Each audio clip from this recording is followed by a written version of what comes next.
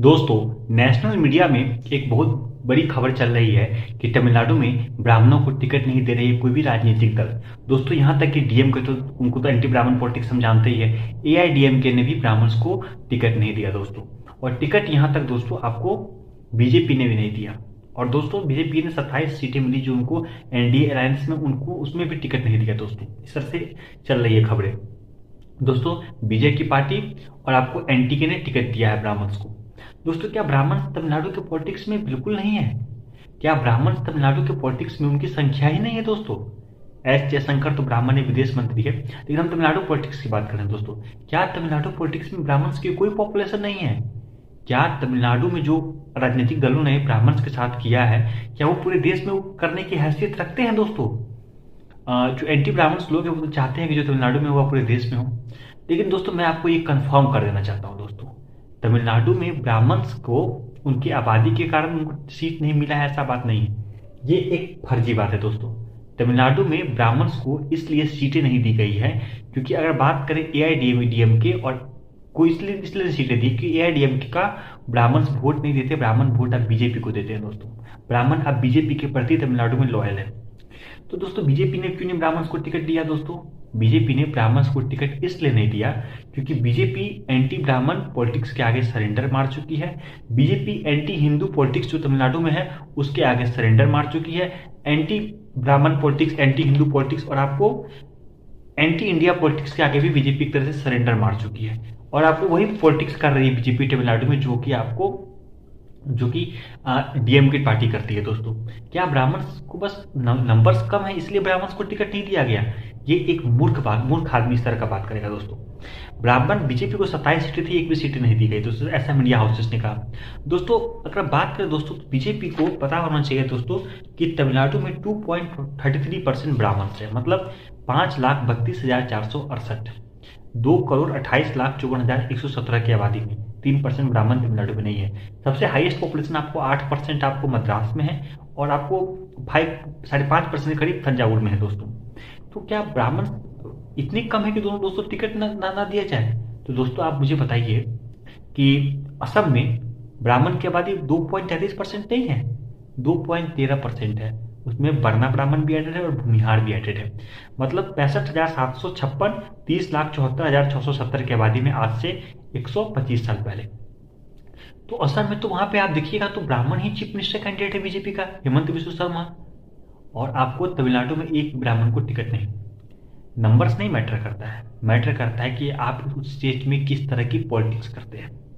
ठीक है दोस्तों, आप तमिलनाडु में सत्ता के लिए दोस्तों आप किसी भी पार्टी के साथ अलायंस कर लेते हैं, परिवार समर्थकों के साथ भी अलायंस कर लेते हैं। लेकिन आप में खास बात क्या है कि असम में आप जो कि आपकी मूल आइडियोलॉजी है उसके लिए आप लड़ते हैं दोस्तों। आप इंडिया के लिए लड़ते हैं दोस्तों, जो कि एंटी ब्राह्मण फोर्सेस, जो कि एंटी हिंदू फोर्सेस है, जो कि आपको एंटी इंडिया फोर्सेस, आप उसके खिलाफ लड़ते हैं दोस्तों। और मुझे बोलना पड़ेगा कि दोस्तों कि असम गण परिषद और आपको गोपीनाथ बारडोली के बाद आपको एक बीजेपी है जो कि आपको माइग्रेंट इशू पे लड़ रही है। मैं इसकी तारीफ करता हूं दोस्तों। लेकिन आप तमिलनाडु में क्या कर रहे हैं दोस्तों? आप अपने जो सबसे बड़े लीडर है अन्नामलाई, आप उनका भी सम्मान नहीं कर पा रहे हैं ठीक से दोस्तों। आप उनका सम्मान ताक रख के आप पॉलिटिकल पावर को देख रहे हैं। पॉलिटिकल पावर क्या होता है दोस्तों? आपके समर्थक खुश नहीं है इस हरकत से दोस्तों। ठीक है दोस्तों, दूसरी बात यह है दोस्तों कि आप ये जान चुके हैं दोस्तों कि नंबर्स मैटर नहीं करता है किसी भी जाति को कैंडिडेट बनाने के लिए। आप बताइए ना दोस्तों, 2.33% ब्राह्मण है तो आपको एक सीट नहीं दिया हुआ, 2.13% ब्राह्मण है असम में, तो आप उनको चीफ मिनिस्टर कैसे बनाने वाले हैं दोस्तों? बनाया भी है दोस्तों, ब्राह्मण को बनाया भी है दोस्तों। क्या ब्राह्मण तमिलनाडु के इंटेलेक्चुअल नहीं है? बिल्कुल इंटेलेक्चुअल है। सुब्रमण्यम स्वामी, बहुत ऐसे नाम है ब्राह्मण्स के जो कि इंटेलेक्चुअल रहे हुए। जयललिता, वो तो एक्ट्रेस थी, लेकिन इंटेलेक्चुअल ब्राह्मण्स हैं आपको तमिलनाडु में। और आपको तमिलनाडु में आपको ज्ञानियों में होते तो बहुत सारे ब्राह्मण्स आते हैं। ब्राह्मण इंटेलेक्चुअल है, ब्राह्मण्स के पास नंबर भी है, ये कंडीशन आपको वहां पर भी है, असम में भी है। ब्राह्मण इंटेलेक्चुअल ब्राह्मण्स के पास नंबर भी है, फिर भी उनको सीट नहीं दी जा रही है तमिलनाडु में। इसका मतलब साफ है कि तमिलनाडु में आपको ट्रेविडियन पॉलिटिक्स इतनी टफ हो चुकी है दोस्तों कि ब्राह्मण के काबिल होने के बावजूद भी उन्हें सीट नहीं दी जाएगी, ब्राह्मण्स के नंबर्स होने के बावजूद भी उन्हें सीट नहीं दी जाएगी। ऐसे बहुत से कास्ट है जिनकी पॉपुलेशन 2.33% तमिलनाडु में उससे कम है, लेकिन उन्हें भी सीटें मिली। ठीक है दोस्तों।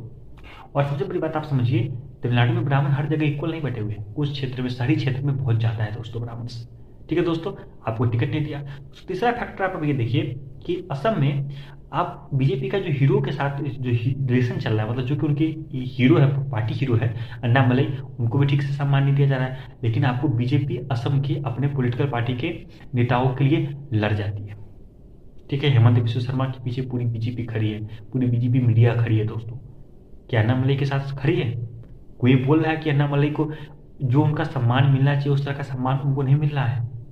कोई नहीं बोल रही है। चुपचाप हाँ गठबंधन जीत जाए, गठबंधन जीत जाए तो क्या कर रहिएगा?